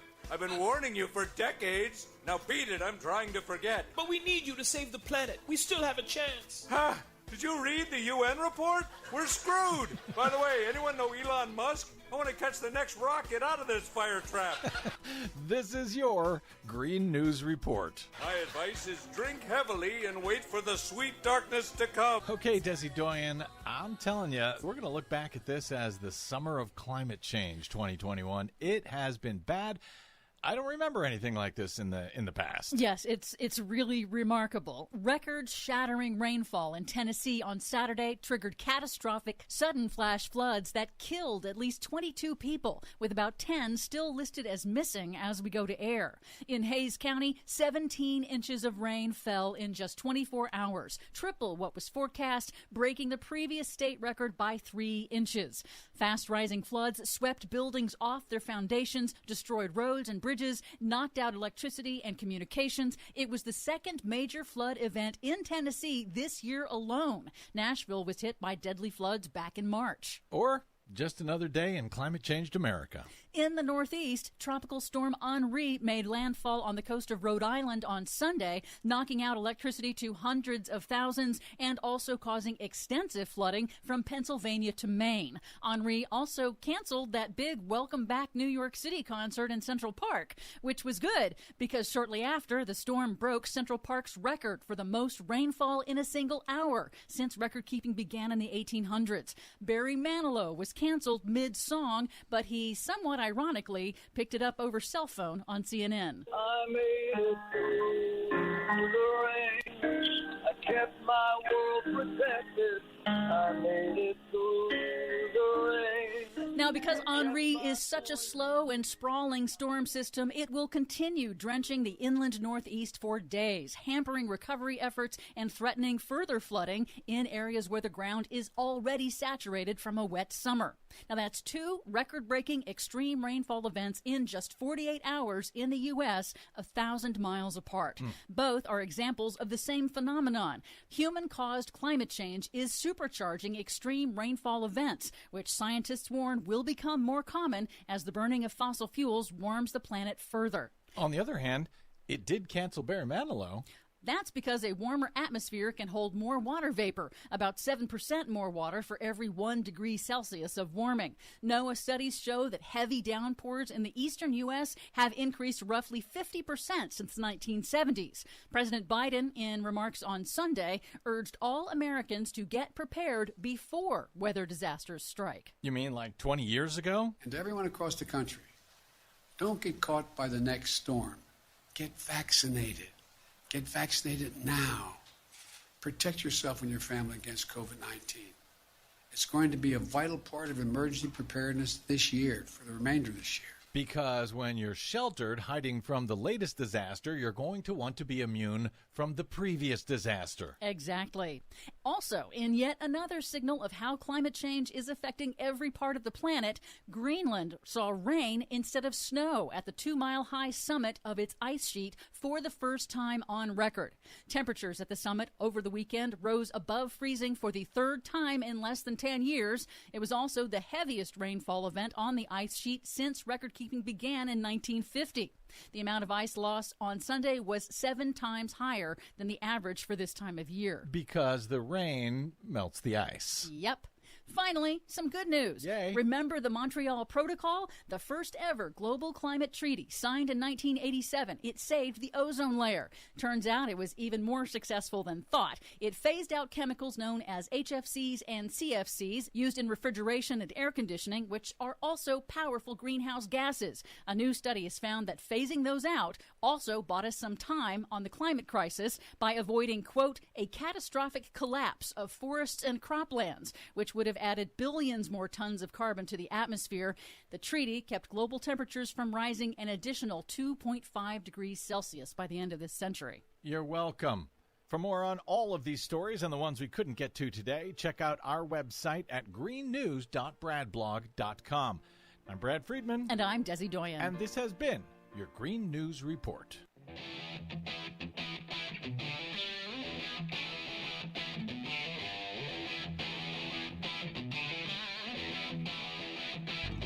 Welcome back to the Rick Smith Show. Now, here is Rick Smith. So it was reported that Vice President Harris was in Vietnam visiting the memorial for Senator John McCain on the 3rd anniversary of his death. I didn't realize that there's actually a memorial in Hanoi where his plane went down when he was shot down. I can't imagine. I mean, wow. I was actually fairly surprised at that. Interesting, though. The Chinese saw an opportunity to kind of scoop in because Harris is over there to donate 1 million doses of the vaccine to Vietnam, and the Chinese tried to sneak in and say, "Hey, we'll give you 2 million." Again, that's ramping up. Anyway, here to share some thoughts on the top stories of the day, I've asked our good friend, former Ohio Congressman and political analyst Bob Ney to come talk with us. Bob, thanks for taking time for us. Thank you, Rick. So did you know that there's a memorial in Hanoi for John McCain on the spot where his plane was shot down? Yes, I was told that. I was trying to remember which member of Congress. I think maybe it was Sam Johnson, who was of Texas, had mentioned that there was something over there. I didn't know exactly what, but something that was, a tribute to him, which I can assume, after, the war ended, that, somebody had, eventually came up with something. I just didn't know what it was. Yeah. Have you been following this fire out in California, this Caldor fire? No. No, you haven't heard of it? No. Oh, okay, because I'm getting beat up on Twitter badly. Because evidently this fire is engulfed like 123,000 acres and is barreling down on Lake Tahoe. And I said, it's now the firefighters' number one firefighting priority because, it's going after rich people's homes. And boy, taking a beating over that statement. Now, I knew there was a fire. I didn't know what it was called. I didn't know the size of it. I have relatives, out in California. Now, at last I heard there were something like 100 fires going on across the country.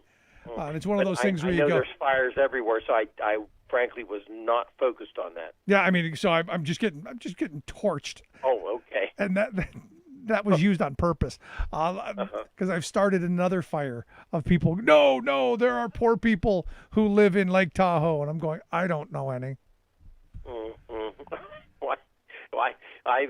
I got torched a couple of times in office, and I'm not talking about the Abramoff deal. I mean, something that I said once in defense of being kind to Clinton, and I forgot to mention one religion, and I mentioned another one.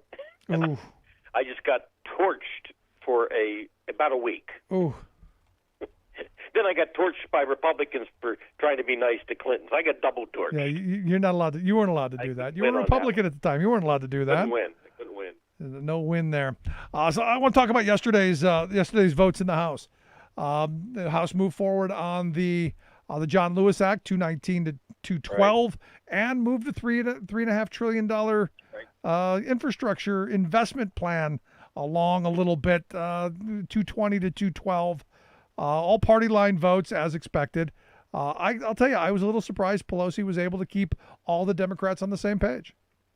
I had said about 5 days earlier that the speaker was Houdini, and they'd got her in a straitjacket and were suspending her above the water tank, okay? And could she get out of it? That was my analogy. And she got out of it. And I think it was, a masterful stroke. Now, there's time in between here, and I think people have to realize a couple of things. This is all the Democrat side. It has nothing to do with Republicans because they're not going to get any Republican votes, except on the infrastructure bill around the 27th of September. I think they will on that. But the fact remains that everything fell apart Monday night. There was basically no form of movement of bills going to come about. There were arguments. Things were said. These private caucus meetings that we had when I was there as Republicans, Democrats have them, and people kind of get angry, obviously, and vocal, and some things were said to the centrists, and some bad verbiage, which, happens, of course. People said some things to him, yelled at them, etc. And the Speaker just kept going to make a deal. And the deal she got was that there would be a September 27th vote on infrastructure. It kind of reverses the process of what she wanted of reconciliation, then infrastructure, although that may still happen. But either way, there's going to be two votes. And so I think it's important for two things at this point in time, because the Speaker masterfully is making both happen. Now, will the $3.5 trillion come out at the end as it goes in? Probably not. Okay, I think we can bet that. But here's the process: it'll come out with some substance of a pretty dynamic change in the last 20 or 30 years with the bill. And I think people can, they can have a win, Rick. They don't need to ruin the good with the striving of perfection. Right. And that's one. And two, they have to remember that, because I saw one Democrat member said, well, in the resolution it doesn't say there'll be a vote the 27th. It doesn't have to. The Speaker committed to that. And if that member doesn't like the Speaker, they can vote against her next time. The Speaker's there for a certain particular reason. And so she's got the process fluid and moving, I think, is the best way to term this. This was a win for No, it was. the Speaker. No, this was win. This was good. Things are moving forward, and we're getting down the line. And look, I'm okay with the September 27th vote. And that just means work a little bit faster, get something done, so that maybe we can get moving on the bigger one as well. Because I think we have to have both. I think we do need the hard infrastructure, absolutely, but we also need some of the redoing some of the stuff of the past and rebuilding our social compact and providing a safety net and helping folks. I think there's a lot that needs to be done. Well, there is, and I think the Speaker saved some, not all, saved some Democratic members from themselves. This was getting into the high noon. The centrists, are not wanting certain things to happen, and some of the progressives are saying, well, the centrists should take this tough vote, and but they have to start understanding each other's districts and how they can count to the numbers that keep control of the House for the Democratic side. I seriously view this whole process this week that had this deal not been negotiated, I think it would have set in motion by November and December a catastrophic situation for the Democratic side. That's how big I think and important this was of what the Speaker did. No, I think it's a good thing, and look, we need it. And we needed to move forward. Now, the Senate's where the problem is, and this is where it's always been the problem. Right. Kristen Sinema has come out and said, too big. Who knows how you're gonna have to, how Schumer is gonna have to be able to play Houdini to get around Sinema and Manchin. Right. There's two parts of this process, which is kind of fascinating for this magnitude of the bill. I'm talking about the $3.5 trillion. They have a draft in the Senate by the 15th. The House has the same deadline. So each committee received an allocation. And then they have to take that allocation and decide how to spend it, what the priority is going to be. Let's say that the House comes out with, their priorities, and they're maybe 80% close with the Senate's priorities. The Senate could come out with some different ones. They go into a conference committee, and at that point in time, they're going to go for any of the differences unless the House passes the bill over and the Senate says, okay, we yield to that. But if they do, they have to still have Senator Sinema and Manchin aboard. They have to, because they will not have one single Republican vote. So it's going to be up to them to negotiate really with those two, I think more on a dollar figure versus content, if that makes sense. Manchin staked out this situation like a fiscal hawk. Yep. He hasn't said so much about what's in the bill of having heartburn as much as the price tag of the bill. I think he and Senator Sinema are looking for something that they were fiscally responsible. I'm not so sure that they're arguing about the content of the bill and the programs. Yeah, but here's the thing, and I'm looking at both of them, and you go, how much resource you can bring back to your state to help, especially Manchin in West Virginia. How much investment could be made into his state to help make the working people there's lives better, to help build infrastructure and move them in a better direction. How transformational could it be for both those states to get the kind of investment that this bill is talking about? Well, in particular, West Virginia. Yeah. I mean, West Virginia is, if you compare it, in Arizona, every state it's important, but if you compare West Virginia to Arizona, I border West Virginia, and it's got a tough time, and has had a tough time for quite a while. So it would benefit even more, than some of the other states out of this. Yeah, it'll be interesting to see what they do next and how we get this through. But it desperately needs to be done. And look, the Democrats need it. They need the win to go into next year's election season, to have some victories under their belt and say, look what we've done, and hopefully the economy heats up because of the investment. It just seems like need it. Well, it's critical, and again, if they don't have a couple of major bills that actually count for something, then they're going to be in trouble. Now, let's say that the $3.5 trillion has, quote, let me just use this, liberal, where the Republicans say, oh, look at this is, out of control, and, although the Republicans are going to try to hit inflationary factors more than other things, but let's say they go with that, and all of a sudden people on Medicare are like, wow, I can actually, get a pair of glasses now. I can actually have my teeth fixed. I mean, yeah. I'm just picking out one aspect of this. We can talk about the kids and the school and getting college help. So there's a lot of things that maybe people will get riled up. A certain amount of our citizens will get riled up over a bill once they start finding out factors in it that it's softens. Yeah, and it's about getting out there and selling and getting the message out. You got it right there. It's retail politics, where you don't move on to something else. You take this and you go out and you sell it. The White House sells it. Members sell it. I call it retail politics.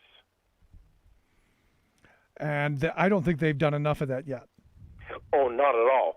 I mean, one thing about Newt Gingrich, and I was there, when he became the speaker, they would have this Thursday morning, caucus meeting for the Republicans, and they would have this book, and it would outline, what you need to and how you need to say certain things and what you need to promote, and you can go home and do certain, personal promotions, what you want to talk about it, at home, but you also need to talk about these things that happened. And I think it helped a lot.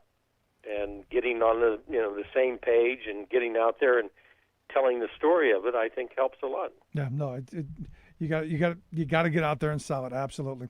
Lastly, I wanted to get your thoughts on the John Lewis voting rights bill that they're moving along. I don't know that it happens in the Senate, so something has to give. There's no chance of it passing with the 60 vote cloture vote. That's never going to happen. What are the chances of there being a carve out of the filibuster just for the Voting Rights Act? Is there something possible for that, or is that too far flung? No, I mean, I think they could. Look, there's a lot of new restrictive election laws, especially from Republican-controlled state legislatures. Those state legislatures, this past election, remained in Republican hands. Probably will have a good chance, for some of them to remain that way also. So the way to have some kind of equity on this entire issue is going to be from the Fed. That's the way. Or you take the battle state to state. I understand that, but the Fed is one way. I guess we lost Bob. The Fed is one way that we go about doing that, and we'll see how it goes. I'm in favor of doing something on the Voting Rights Act. I'm in favor of some kind of a carve out. I think it is possible. I think it is something that, personally, I think we should do away with the filibuster entirely. Go back to a talking filibuster. If you're opposed to something, hold the floor, tell me why, and everything else stops. And that's what I think the filibuster was meant for. I think that's what should have happened, what should be happening. You think of all of the bills that were there in the past, all the progress that could have happened that died because one senator secretly said, no, I don't think so. And everything stopped. I think of the Employee Free Choice Act. It's one of those things that, someone was they never pushed it again.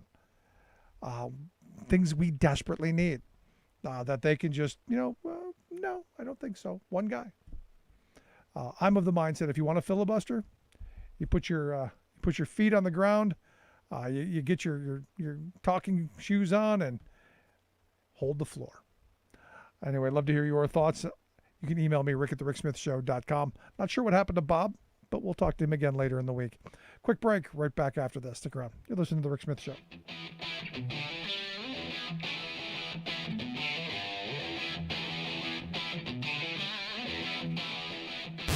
Saving work in America, one show at a time. The Rick Smith Show.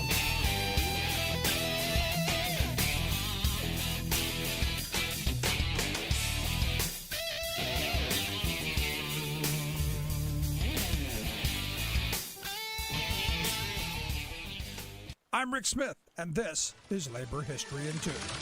On this day in labor history, the year was 1819. That was the day that Alan Pinkerton was born in Glasgow, Scotland. His father was a policeman who died while Alan was a boy. This left the family in poverty. As a young man, he became involved in the Chartism movement. This reform movement hoped to expand the political rights of the working class in Great Britain. Alan had to flee his homeland to avoid arrest because of his involvement. This led him to Chicago. It is a great historic irony that Alan Pinkerton came to the United States because of his involvement in a working class cause. Today, Pinkertons are often considered some of the greatest armed foes against unionists.